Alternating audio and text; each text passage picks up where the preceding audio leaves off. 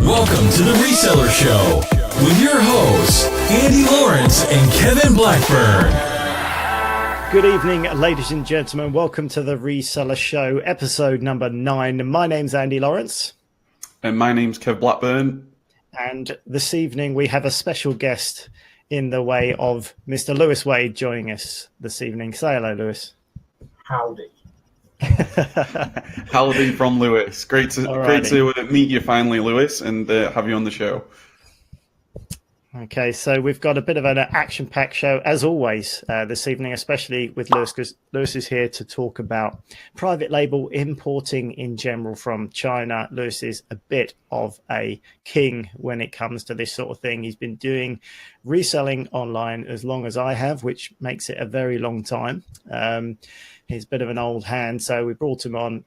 I twisted his arm a little bit and asked him to come on and chat to us about private label importing from China, what has changed, if it's any different than it used to be, and generally picking his brains for our own benefit and amusement. So without further ado, Lewis, would you mind letting us know who you are, what you do, a little bit about yourself and what you've been up to over the last, how long has it been now? 10 years, probably, maybe a bit more? Oh, God, yeah, and the rest. I originally started in this business back in 2003.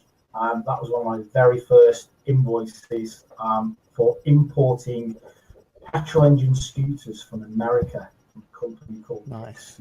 That's kind of where it all began for me. So, yeah, eBay was predominantly, to be honest with you, still is my main marketplace. I do sell on Amazon.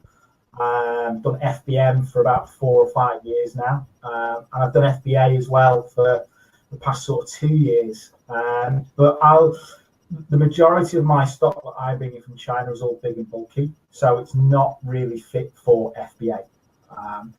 Hence the reason why I do sort of FBM on Amazon. And yeah, it's been going well. It's had its highs, it's had its lows. It's definitely got a hell of a lot more difficult to make money on these platforms. Margins have, started to get skimmed a little bit, should we say. And you're always looking over your shoulder for, the next competitor coming into the market, making moves. China's opened up a lot more, again, over the, years that I've been going over there and, dealing with agents and suppliers and manufacturers and such forth. A lot of agents now that weren't really typically seen of or heard of, should we say, on an internet presence wise, now are becoming very good marketers for their services and can be found very, very easily on Google. And obviously you can start making contact, doing deals and bringing stock over. So actually being able to be competitive in the marketplace, going direct to the source, as I like to say, which is the factories in China, which is the engine of the world, has become a lot easier for people to sort of get into, really. There are less barriers to entry, should we say, than when I first started. A lot of my contacts from over the years sort of stemmed from me personally going out to China and hunting out these agencies, hunting out the factories, hunting out the fairs and the trade fair shows to go to, and building my sort of contact base and knowledge base through those guys, as opposed to just doing a quick Google search and finding one of the many sort of agents that are littered out there now can sort of help you to import products, really. Right. Yeah. But yeah, awesome. It's been a long time, long time. I always say to people when they ask me, I kind of eat, breathe, and sleep this business. I'm very, very passionate about it. And if I wasn't doing this, then I have no idea what I'd be doing, because I'm totally unemployable. So I'm glad for the internet, and I'm glad for eBay. It saved my life. Absolutely. Well, just to fill in a few people that haven't actually followed your journey over the years. So you're an importer. You've generally someone who imports container loads of stock from China. So you're going out there, you're building relationships, you're finding appropriate products to bring back and ultimately shipping out. What are we talking? Several tens, 20 odd containers a year, that sort of volume? What are you doing these days? Last year I did 21 containers. That's awesome. Wow. That's amazing. That's some serious business. And you've got warehouses. How many are you doing? 1 or 2 warehouses these days? Yeah, I sort of flip because I used to live in Manchester. On my main warehouse is in Oldham.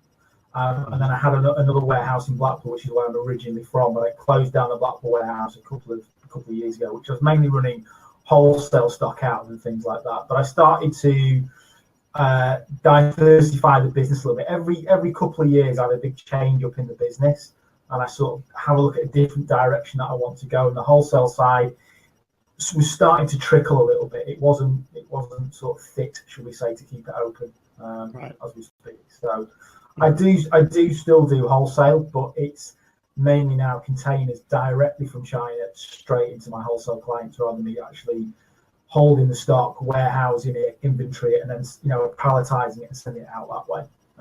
Sort of cut that out a little bit. Yeah, leaned up the business, should we say? It makes sense.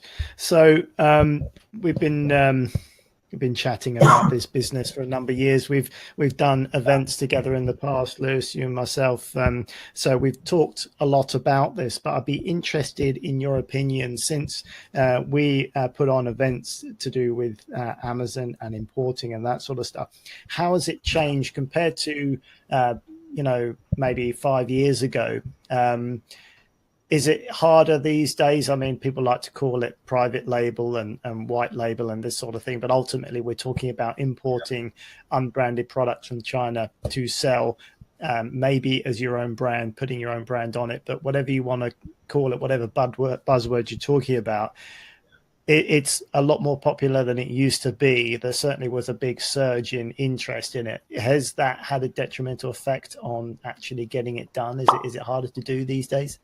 No, it's a lot easier to do. Getting into private label or OEM branding, as I call it, from the Chinese side, it's a hell of a lot easier to get into. There's less barriers to entry to get into private label for these marketplaces such as Amazon and eBay. Very, very easy to. A lot of the agents now are more switched on to what we need as e-commerce digital sellers, require. Previously, they didn't. They just didn't get, what it was. They were sort of geared up for dealing with people that had bricks and mortar businesses. They weren't really geared up for people that had e-commerce, digital businesses. Now they're more in tune. So a lot of the agents out there now know all the circumstances and the requirements that Amazon needs for FBA and private labels. So you can send them, your labels direct to your agent. They can pin the labels on, send the stock directly into Amazon. And they know all the, the ins, the outs, the policies, the procedures, the freighting and stuff like that. But Amazon in particular can be very, very anal on sometimes in actually getting your stock inventoried into their warehouse. So there's a lot less barriers to entry now to actually get into private label, in particular for Amazon and Amazon FBA, if you're looking to import products out of China.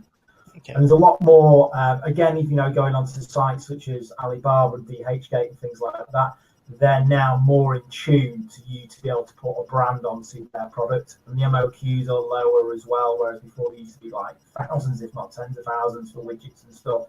So there have been massive improvements in those areas in being able to get stock out of China and into a platform like FBA. Okay. So in terms of if you wanted to bring in something, you wanted to start a new brand, a new item on Amazon right now in this current climate, how easy is it to get traction on a new product on Amazon using FBA, for example? Is there a lot of hoops you've got to jump through to get reviews? Is that still a thing? Have you still got to get 100 reviews? In terms of ranking and getting reviews, I would say it's got a lot more difficult.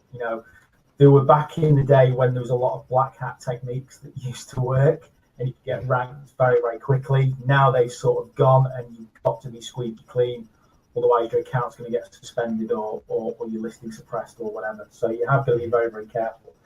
So in order in terms of ranking and building a brand and things like that, other things that you've got to consider now is really brand registry and getting some sort of IP on your brand to be able to sort of stick out. And it's all about, for me, bundling products together. So rather than having one product like I don't know, the dream that everyone was sold to in America was, get into kitchenware, get into spatulas and all that sort of stuff, and the spiralizer gate, as I like to call it. People selling those sort of products, getting into it, selling the thousands, and then obviously the IP sort of infringement came on, and people were getting their stock suspended, and Amazon was burning the stock and all the rest of it. So you've just got to be very, very careful and know what it is that you're doing. But I'd say key points to take away if you want to get into private label: do your research with your wholesale port sites like Alibaba, and look to bundle products together. You've got to be unique, you've got to stand out, and you've got to be different. And when you are different, you get your logo on there and you go and do some brand registry. It's very, very simple to get a trademark. It's very, very simple to get a design registration placed on there. You've got your certificate. You can then go and file that with Amazon. So if any copycats come in and want to hijack your listing, you can remove them because you've got the trademark, you've got your design registration, and you've made it a little bit more difficult for them because you've bundled that product together.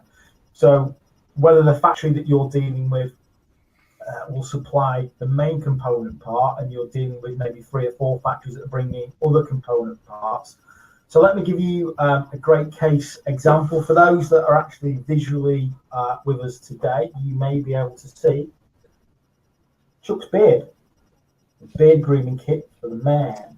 So what I've done is I've just simply gone out onto Alibaba and found beard grooming kit, branded it up myself with Chuck's beard. We've got all sorts of little things in here. We've got little cones and stuff with logos on. And again, it's really picking all these different products together. So when somebody else comes into the beard grooming market, I've hopefully got an edge on this because I've really picked a load of different products together and bundled it all together. So if somebody comes in and tries to jump on my listing, they ain't going to be able to do it because I own the design registration, the copyright, and the IP to all of that. Yeah. And everything else has got my brand on it. And everyone else that is selling a kit similar to this hasn't got all the different component parts that I have in my kit. And that's how you stand out. It's all about trying to find and build an edge to build your business, really. Yeah. With private label in particular. Long gone are the days when you can go on and jump on Jungle Scout and see that, turkey thermometers are the biggest seller. You know what I mean? And importing thousands of turkey thermometers and things like that. It's difficult to rank products now. So you've got to build a brand and you've got to stand out. And you've got to have some core products as well, is what I would say. Yeah, that makes sense. Yeah, I mean, you mentioned there, Lewis, and I was just thinking about it then, like it's got so easy for anybody really just to go to Alibaba now, just find any of the supplies that's on there, and then people just like lose thousands of pounds because they'll just be like because they'll just pick a product that they think that's this spatula or this I don't know, these other simple items, put a logo on it, they send it to Amazon, and then they've spent maybe £1,000 or £2,000 on all this stock, and now they're stuck with it all because they can't get it ranking, they can't get it selling, and so we're in a bit of a dangerous time really for private label in terms of it's very easy now to lose a lot of money. So I just wanted to ask you here. One of the things that I certainly did that over the last sort of few months or so is testing products, not going directly to China, like not going to and ordering like 1,000 units or something. Just maybe trying to find, I don't know, some products at a wholesaler or something at a smaller quantity, and then just trying to test something first, like see if I get 10 units selling first, and then just try to replenish at a smaller level before you end up going to China. Is that a something that you would recommend to do, or? Yeah, I mean, not everybody's going to have the skill set that I have, or that you, or particularly Andy have. So anybody that's starting out in the business, 100%, that is the safest route to entry. That isn't going to cost them thousands, and they ain't going to get hopefully burned.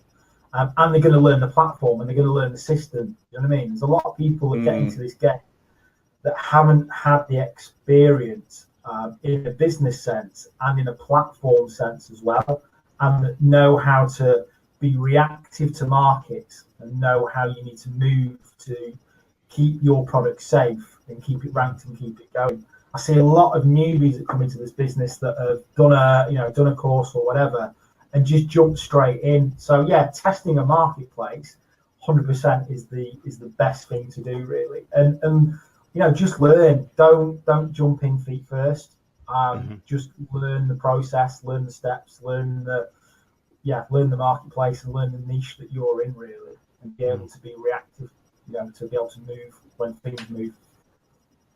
Yeah. So I guess that goes on to a question that I have then for you is, is there some specific things, criteria that you're looking at a product when you're going into market? I know you've got a wealth of experience. You've been doing this many years. So, to you, it's maybe a little bit more like this is an opportunity. But is there any sort of, for somebody beginning, when it comes to product selection, is there any sort of criteria or anything that you look at to go, do you know what, this is worth testing? Yeah, I think, we all know about Terapeak, we all know about Jungle Scout. So I think it's really learning those platforms as well, and those types of softwares. It's a little bit like, if you're going to go and do some sort of online roulette or casino or something, you can always go and do the test thing first, can't you? And you can always test out how you play it, and you're not really playing for your own money. So that's where these systems and these softwares come in. You can start to look at the market, sort of feedback. If that is a hot selling item, you can watch it for a certain period of time and watch it maybe come out of high priority to low priority or whatever. So yeah, there's things you can do like that. For me, it's difficult to explain because I'm very different, and this is not trying to blow smoke up my own bum. But I think I'm quite unique in the way I look and spot opportunities. And I think this only has sort of come from an accumulation of experience. You get very intuitive to be able to spot a line, to be able to sniff something out, whether it's got money in it. And a lot of the products that I get into, I literally see it and I think, right, I know exactly how I'm going to brand it, how I'm going to market it, before I even know the numbers. Do you know what I mean? I've already worked out in my head who I'm speaking to, where it's coming from in China before I even do the numbers. And then when I get down to do the numbers, I'm like, right, yeah, okay, I can make some money out of this, or I can carve, a bit of a niche out there with this product for whatever reason. But yeah, people getting into the game, I would say just learn the software like Terapeak, and Zeek Analytics is one that I use at the minute, which I find quite good. And yeah, Jungle Scout, really. I think those are your main sort of 3 platforms. Yeah. So for anyone that doesn't know, Terapeak is the eBay analytics program that will dig into the back end data of eBay, so you can spot exactly what is being searched for the most, what is selling the most, selling volume, all that sort of thing. Jungle Scout's the Amazon version. And what was the other one? Zeek Analytics. What does that do, both or one? It's predominantly, it does do both, but it's predominantly eBay. So it's like for Terapeak, they used to have an awesome little back-end feature that you could swipe a eBay ID and it would give you a report for the year of the guy's most hot selling items. And I never used to reinvent the wheel. I just have a look at what my competitors are selling in a particular marketplace that I want to get into. Just nick the top 4, highest turnover in sales of what they were doing. Then I go and research that product in China, speak to my agent, find the factory, look at how I can make that product more unique, have a look at the seller's listing to find out how I can make it better in a marketing term, and then I make a decision on, I'm going to bring in a container or half a container, or I'm going to try the product out. And that's pretty much how I sort of rock and roll on eBay. Yeah, that makes perfect sense. I mean, when you say about reinventing the wheel. Just to get back to the comment, so Terapeak did away with that actual function and feature because there was a bit of a complaint when eBay bought Terapeak that I think that was happening too easily. So Zeek Analytics sort of took that feature into their own, really, onto their little platform. It's not as good as what it used to be because eBay used to give 12 months. Zeek Analytics only give 30 days, but it still pretty much does the same thing. So I use that quite a lot now. Yes, that's awesome advice. That's really important because, as you mentioned about reinventing the wheel, there's just no point starting from scratch when it comes to product development when you can find something that's already doing well and then either improve on it, make your own stamp, and make it individual. Something like that is, yeah, that's probably the key that I would say to this whole thing is start with a more desirable item in the first place. It's what I always used to teach back in the day of niche marketing on eBay is find the demand first, and then you'll find the product to fit that demand afterwards. And that's always the best way to go. If you just like a product and then try and make people buy it, it's 10 times harder than finding an audience for your product first and then designing the product around what people are looking for, which is really key, I think. And I think somewhere that a lot of people go wrong is they kind of like an idea, they start with an idea and then just try and make it fit into what people want, and that just doesn't work. So I think that's really key. And I know we've got to let you go in a couple of minutes, so just to wrap up then, is there anything else you'd like to add, or any shout out of where we can find you on the socials, or anything you're doing at the moment that you'd like to let the Reseller Show audience know about? Yeah, you can find me on Facebook. It's just Facebook.com/eBay King if anyone wants to connect with me. I'm not promoting anything at the minute. I do run a couple of courses a year. I will be scheduling 2 courses next year on all that importing and eBay, but nothing concrete as yet. So if people want to connect with me and know a little bit more about me and what it is that I do, then you can find me bantering about somewhere on Facebook. Always good for the banter. So that's eBay King on Facebook, eBay King on Instagram, and that sort of thing. So check him out. He's a good guy. You know, I've a lot of time for Lewis. He's so knowledgeable. I don't know anyone more knowledgeable about this this type of area. And he's thanks for coming on, Lewis. I appreciate you taking the time to chat to us this evening. I know you've got to get off for another webinar, so thanks again, and thanks for your time. Yeah, thanks, Lewis. Much appreciated. No worries. Cool. Well, we'll let Lewis go. I don't know if you can close him down from your end, Kev, and we'll crack on with some of the other things that we need to chat about. Yeah. You guys can mock me out. There we go. There we go. There we go. There we are. Smooth as you like. Yeah. Lovely. Cool. I mean, that, you know, such a knowledgeable guy. So many things to learn. It's great. Absolutely. It's a totally different realm that of private label, for that very reason that, you know, as resellers, we find items that are already doing really, really, really well, and we just hop on board. Whereas private label, quite often you've got to create the listing, and then you've got to get that noticed and got to get that traction, and that's a totally different game. And a lot of people underestimate that. And as you say, they'll jump on something, spend a load of money, and it's just a dead duck in the water. And you know, you've got to be careful with that sort of thing. So really good information, I think. Do you have much experience with private label, Andy? I have, Kev, on and off. I've not got anything specific at the moment. The closest thing I've got to it is an exclusive relationship with a very unique supplier of a product that is the only one on Amazon, because it's a unique product manufactured by this guy and his partner, and it is totally unique. So I'm the only one on Amazon for it. So I've had to create a listing for that and build that. That's currently what I'm doing at the moment. So that's kind of private label in that it already has a brand, but it's as close.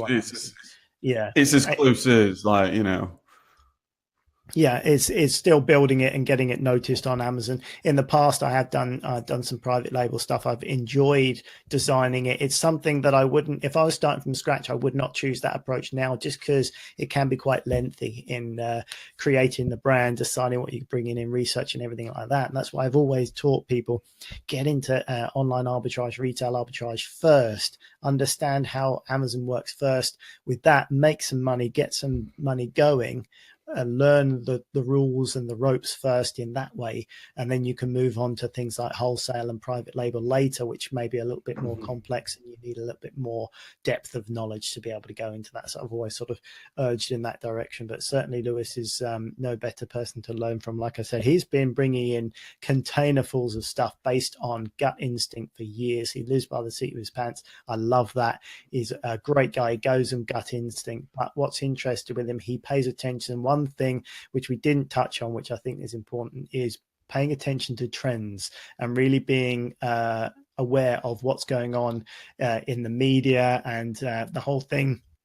Excuse me, with the beard grooming kit. That's an obvious trend that's been happening over the last sort of, I don't know, 5 years, something like that, Kev. And definitely the gentleman's barbers is a definite clear trend, and the gentleman's grooming products is something that has definitely come out of nowhere and been produced in recent years, and getting into something like that is a great idea because it's a clear trend, something you can brand, something that people are looking for. So being aware of what's going on and what is new and what is developing is obviously important things. And when you've got kids, Kev, it's a very useful thing because sometimes they will let you know what's just about to kick off in the worlds of kids' toys and things like that before we know about it, because it's in the playground and it has that catalyst in the playground amongst other kids when they start cottoning onto something, and then suddenly it's everywhere. So trends are happening. So absolutely. And so I've got a little bit of experience with private label. I've got my own private label brand. It's relatively small at this point. We've done about £3,500 sales in the last 30 days. So it's only a small little point, but over the last sort of 18 months, I've been doing a bit of work on the side, trying to get this brand up and running. And there's a couple of things that I've definitely learned. So there was a tool that I used called Keyword Inspector.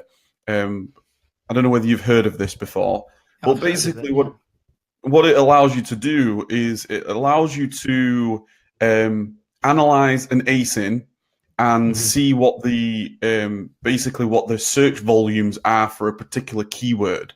Okay, so for example, if you was to put in, let's say, a popular ASIN from Amazon, you're looking at a particular product, you're doing some research, you use Keyword Inspector and you can reverse ASIN that. And what it will do, it'll tell you what the different keywords that particular product is ranking for. Okay, because then you start to see what people are searching for, you start to see what the search volumes and things are. And I selected a product about 18 months ago, like I said, based on that, and I got it selling and I got it ranking based on the search volume. So the idea behind it is simply you're trying to find a search term that it's in demand, but it's not actually available, if that makes sense. Yep. There's always going to be products that people are searching for that are not actually available on Amazon, believe it or not. I know Amazon got so much available as it is, but there's always going to be some product out there. There's going to be something that people are searching for that's not available. And I tested this and I ended up getting some sales through a keyword. And and that's to the point where, it's only small at the minute. However, I've not had to go to China and spend, £2,000 on a first order. I went simply to a wholesaler, got a generic version of this particular keyword, put it up to test it, and then got an actual result, got some sales, and then to the point now I have gone to China. I've actually got a manufacturer in China that now can provide it at a better price, at much more larger volume. So that's as far as my experience goes. So there is still opportunity. Obviously, Lewis is he's got bags of experience in years, and like he said, I think that's one of the questions that I asked him. I always work in criterias. I always like to. I think that's the engineer in me. I'm always like, okay, tell me how you select products like A, B, C, D, E. That's just the way I work. But I do realize that some people have just got a natural you know, like Lewis, he can just he can see things. He can see things that maybe I can't see clearly. You know, that's maybe where my where I've got to improve. No, but this is the thing. I think you're right, Kev. Lewis specifically does work on a lot of gut instinct, and I've seen that definitely happen a lot, but that just comes with the fact that he's been doing it for a long time. He's had a lot of immersive experience in the field, so he can feel it and pick it up. But I definitely think when you're talking about the software there, you probably could proceduralize that and probably get it to the point where you can regularly run scans and find minimum specs of things that will actually trigger and say, okay, this is what we need, at least this. Then that comes up. It goes through that process of tick, tick, tick. Is there X amount of volume? Yes. Is there this? Yes. Is it under here? Yes. Is there at least only this much competition? Yes. Okay, that goes through to a shortlist. You probably could do that and just use the data as the tool. And that's exactly that's exactly what my sort of, I guess, product selection is. Let me give you an example, like an actual practical product example of the sort of procedure that I had in my mind when I selected my products is let's say, for example, I don't know, people are always searching for iPhone cases. Let's say people are searching for a red iPhone case, a blue iPhone case, and a yellow iPhone case. When you do a reverse ASIN scan, you'll see that these particular products or whatever ASIN that you analyze, you'll see that it's ranking for specific search terms. So let's say, for example, a blue iPhone case is ranking for a yellow iPhone case, only because, like, it says iPhone case in there, and there might not actually be yellow iPhone cases available online. Okay. So people are just like searching for, and you can see what the volume of this search term might be, because it'll tell you, say, like, maybe, you know, 5,000 search terms per month. I mean, that would be quite a high search term volume. But let's say it was like 300 search terms of yellow iPhone case, and it wasn't actually available. When you went onto Amazon and went yellow iPhone case, like, there is no yellow iPhone cases. To me, in my mind, I would be like, okay, let's see if I can make that available and see if I can get that sale. Now, obviously, I'm very, very, you know, I'm inexperienced with this in terms of like any type of limits on, okay, if you see a search term that's got a 500 search term volume, then it goes into the short list of the products that you would test. You know, I've not got that far down the line of really getting this into a procedure, but I do believe that this could be a way of limiting your risk, because that's literally what I tried to focus on a lot. You know, I had and I'm really glad that Lewis came on today, actually, and he really stressed the point of private label has become so easy now, because anybody can be sold the dream, right? It's very easy to sell the dream of get into private label, you make millions. Get to Alibaba, you just place an order for 4,000 units and put them onto Amazon. That's it. You've made millions. And the reality is that's not actually reality. That doesn't actually happen. And, you know, unfortunately, there's people that get sold upon this, and they'll maybe put £1,000 or £2,000 into Alibaba to test the product, and then they get, you know, seriously burned. And some people don't have the money, obviously, just to start wasting their money like this. So it was really good. It was really good to hear Lewis say, like, you know, you got to use your analysis. You got to really look at what you're doing, and you know, take care of what ultimately you're going to go into.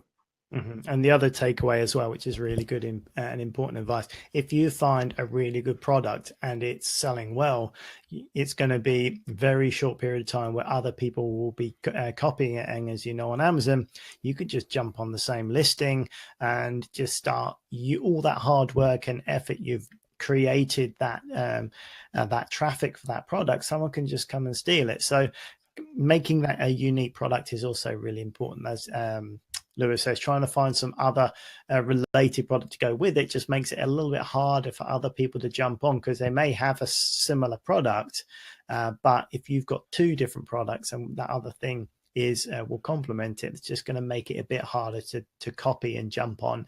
And competition later on, once you get a bit better at it and you start making reliable sales, will become more important than actually finding sales, because once you get a bit more practice, you think, okay, I can find things. But then 6 months later, people have just undercut you because they've jumped on your listing that you've created and are undercutting you here, there, and everywhere. So becoming unique and bundling and branding and making a unique product, I guess, these days is much more important. And that's what I take away from Lewis is I've certainly seen that in the past. I know some of the people that went on our courses over the years created fantastic products and were just so frustrated by other people jumping on and taking away a lot of the sales. So definitely something to be mindful of as you're creating it, and as you have to you have to protect yourself, like, and there's a number of ways you can protect yourself. Like, I protected myself with the products that I've got selling by, you create your own barcode and all the rest of it. Like, if you like, there is a product that I'll actually share that within the reseller Facebook group. I created when I was back in 2016/17, when I was thinking, okay, I'm in online arbitrage, I need to progress into private label. One of the things that I tried to do was, instead of like private labeling a product, just find a product that is, I guess, popular or already in the supermarket, but not available on Amazon. I'll just make that available. Because I just didn't know any better. I was just like literally just like testing things, and I created one product. And I got it selling like straight away. It was, I mean, I'm looking back on Keeper right now. I got it to like, it was top 10,000 rank in beauty. It was really, really good. The problem is I obviously used its original UPC. I used its barcode, and then that was it. Within like anywhere between 6 to 8 weeks, started getting one seller on there, then two sellers on there, then 3 and 4 and 5. And then before you know it, like the price, I'm looking at the price now. And when I first started selling it, I was selling it at like £8, and now it's at 96 pence. Oh. So that's a valuable lesson. You've done the hard work. You found something that will sell well. You brought it to the market, and competition will always get you. That's the trouble. Yeah. And that's why one of the things I would definitely recommend anybody to do, like, even if you're testing a product, like, put your own barcode onto it, like put your own UPC onto it, because it's going to make it difficult for other people. Then, well, I mean, they won't scan it and find it in a supermarket, for example, and unfortunately with mine, they did.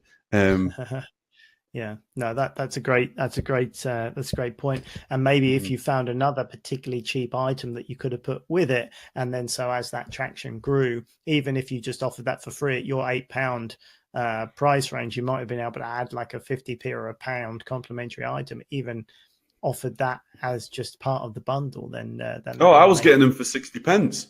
I was like, 60 pence.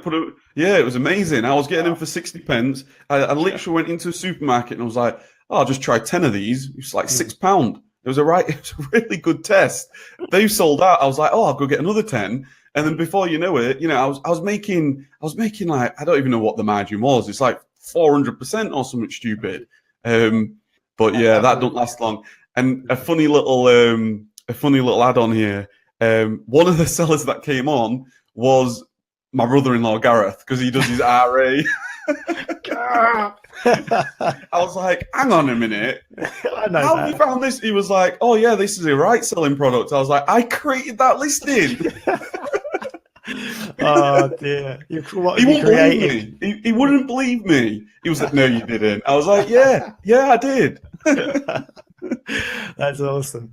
That's very cool. I mean, to be honest with you, that would have bought you more time. Maybe if you bundled that with something else, it would have bought you more time. But if someone would have discovered that item after you and gone, wow, this is selling really well, they would have just bought that item, created another new listing and created it separately, and then it probably would have done the same thing anyway. So it's only a matter of time, as you say, with the type. If they're readily available, it's just a matter of time. But really good story. I like that. That in the days where there was still a lot of areas where you could just throw something on and make good money. And to be honest with you, I do think there's probably still a huge market in that. I know. Ultimately, people would find that product eventually and then jump onto it and things. But especially if you're into wholesale, some of the prices you can get things from wholesale are, you know, there might be products that are not available on Amazon, and you're like, and I think I'm not sure if I told the story of the Shopkins season 3 on the Reseller Show or not, but this is going back to 2015, like about, I guess maybe a month or two after me starting to sell. One of the first online arbitrage products that were like mind blowing to me was Shopkins season 2. Like, I'd go to Argos and I'd buy 10 of these things, and they would sell within like literally an hour. And I was selling them for something like, I think there was something like £33 each. So imagine I'm just starting, I'm refreshing on my sellers app, and I'm like, I've just made £400 sales like in an hour, and I'm just like loving life. That didn't last very long because people started jumping on, obviously. But one day I went to Argos, and instead of getting season 2s, I got season 3s. Yeah. And me being like, oh, I can't. What am I going to do with these? These they weren't available on Amazon. I created the listing. I got my my photo. What do you call it? Photo tent out. My light tent out. Taking photos and everything. Put it up, and they started selling immediately. Obviously, they would, because it's Shopkins. It's such a popular brand. If it's not available on Amazon, you know, there's going to be a percentage of people that are searching for Shopkins. And then if if they see a brand new season, I mean, like, get as many as you possibly can. Yeah. So, you know, and I did, and they sold out like ridiculously fast. And then other people started getting on because obviously it's such a popular thing. But that does, if you've got time and you really wanted to get down deep into this, you could start listing products from wholesalers. You know, like these popular brands, you might be a popular brand of, I don't know, anything, you know, anything really, anything that's popular. Just start creating listings and start putting things up, and you may see you start to sell stuff. I don't know. Yeah, I think you're right, actually. I mean, I've not spent the time to do it because, as you say, there is a time investment, but there are a lot of things on wholesale lists that aren't on Amazon that you may be able to create a formula for, you know, is there a number of searches for that type of product or in that genre, and then just maybe committing to listing a certain number, especially if you're bringing VAs into it and you can outsource that to a certain extent. It might be an interesting trial because even if you were listing maybe a dozen products that you think might do well, and only half of them catch on, and only for 6 months before they get bombarded, that's a decent revenue stream, you know. And especially if you've got it to yourself for 6 months, you could be really doing some very decent profits without the competition before they realize.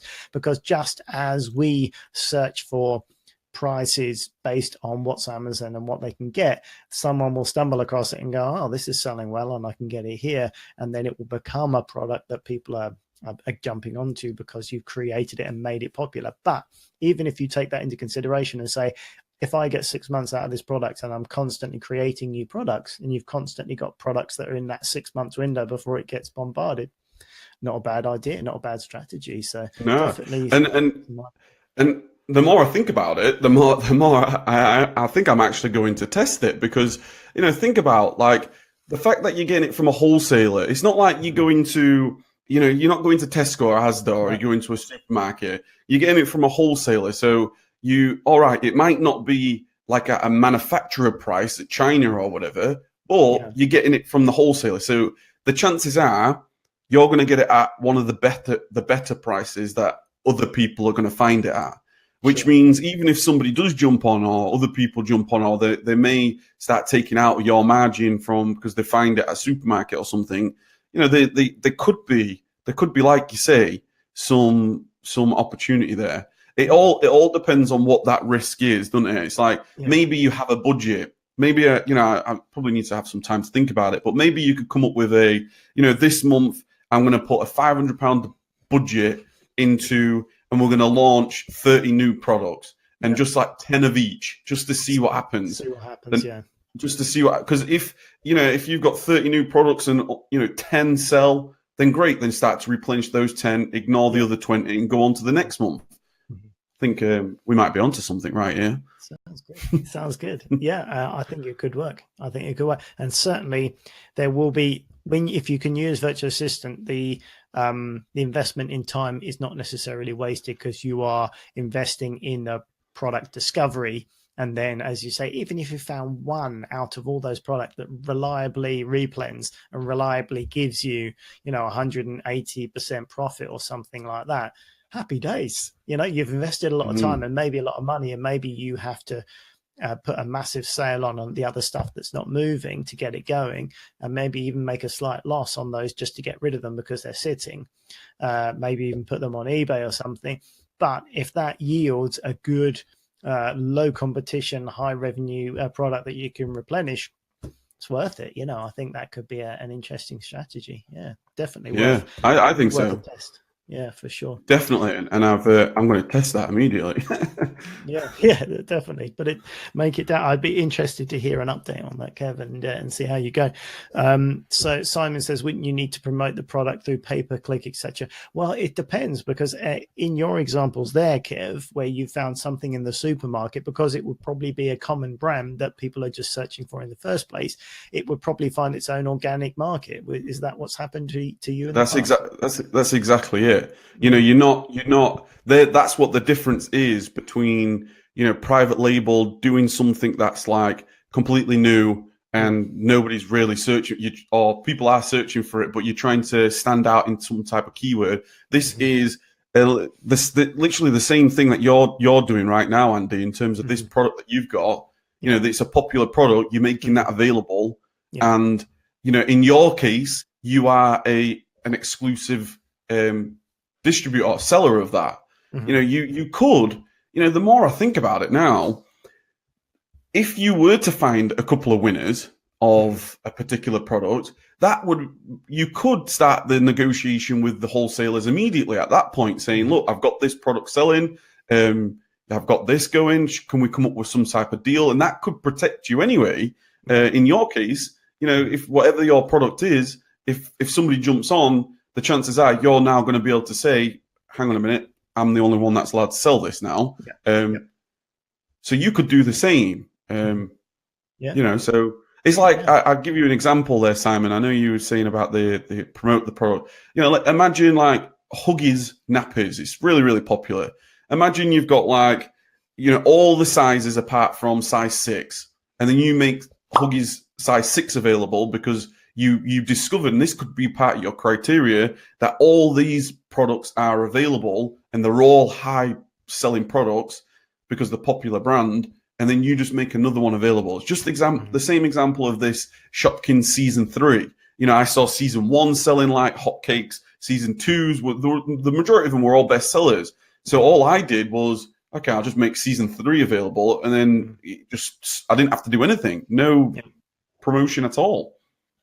It's a good example. You don't need pay-per-click in that mind, because there's already a search volume on Amazon for that product, but it will Amazon's great for bringing up related products anyway. So if you search for that generic title, then size 6 will come up, size 5 will come up, and you'll naturally get searches, and people are looking for that size. You'll immediately get sales. So you could apply the same strategy for wholesale stuff. You could even narrow the chances down even more for that exact idea, and maybe your search comes up that a product that you've found is available on Amazon, but the wholesale item you can get, it's not that one, it's a different one. And you can say, well, hold on a minute, that one that is on Amazon that isn't this is doing well already. So why don't I create the listing for this one? At the moment it isn't. Let me create that one, because I've already got people are already searching and buying for it in the first place. There's a lot of sense to that. I can see that being quite a worthwhile technique. So yeah, I'll be interested to see. I mean, yeah, absolutely. And I think you're on the proactive side of things as well. You're not like the majority of sellers right now in online arbitrage, retail arbitrage. All you're doing is finding products that are already there and matching that up. If you flip it on its head and you try it on the other side, you're creating products that are not there, but they've got a particular. You're going to have to come up with a criteria of this. I don't know what that criteria is, but you could come up with a criteria and narrow it down through tests and go, do you know what? That actually worked. I found all these products that were all bestsellers or whatever, and I just made this another type of product available. and away you go. In fact, I'm going to be thinking about that over the next week or so, and talking to my wholesale VA and seeing what we can come up with. Yeah, I think the key is, again, from what Lewis said, don't reinvent the wheel. Find closely related items to things that are already listed, already selling well. I think that might be key because, as you know, Kev, you're getting into wholesale now. There's a lot of wholesale lists with loads of stuff on it. And some of that stuff isn't listed on Amazon for a reason, because no one is really directly looking for it on online channels, for example. So just because it's not on there doesn't necessarily mean straight away it's worthy of going on there. But there will be a lot of stuff that isn't on there that maybe just that particular item hasn't made it on there yet, or for the same reason. So I definitely think you could probably put together some criteria for VAs to go through and find them, and at least give you a short list of items for you then to go through and use your little bit more experience to say, okay, I think these, let's test this and let's test that. For sure. Really interesting. We're forging new territories here on the Reseller Show. I love it. We are. Nobody's talking about this. No. You know, this is complete. This is we're in 2020 now. Absolutely. This is ahead of the game, Kev. Ahead of the game, and this is where the only place we're talking about it is on the Reseller Show podcast, of course, where you have to be able to hear this sort of revolutionary thinking. I love it. I love the way this has gone tonight, Kev. Yeah, absolutely. I love it. Does anybody else have any questions or anything? It's anything you've picked up that you want to share with us this evening?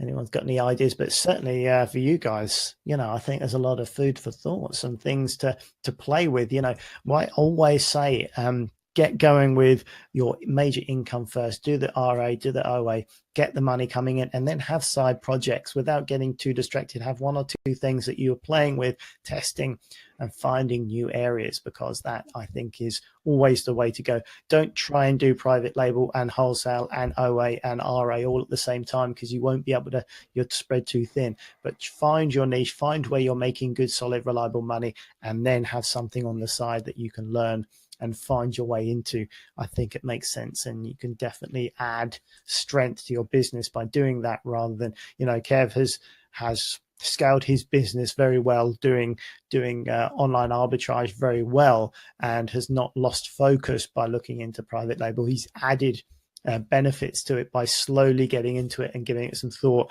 and even now he's building his brand, but he's not got distracted from his common goal, which is the thing to take away as well, because focus is important, don't you think, Kev? Oh, you make a really, really important point there. Like, it's you need some type of leverage. I mean, that's the reality is, the reality is there's so many opportunities. If you've got to this point watching the Reseller Show, listening to it back, the chances are everybody's going to come out of this show thinking private label. I need to get into private label because or even this wholesale Reseller Show special technique of 2020 we've just come up with. We'll come up with a fancy name for that, Andy, next year, only on the Reseller Show. But the reality is, if you don't have systems around a particular, whether it's retail arbitrage, online arbitrage, wholesale, if you start to dilute your focus, if you start to just, let's say you've got to a particular point in your business and then you're just like, okay, we're good there now, let's work on private label, and then you're starting to lose focus on this, it's ultimately going to diminish, because that's just the reality of what happens. It's going to slowly start to fall unless you've got systems in place to prevent that happening. That's all I did. I got to a point, I was heavily involved in my business for every single stage, and all I did is I used the virtual assistants throughout the virtual side of the business, the operations, and the warehouse, so I can maintain a level of operations without me having to do anything.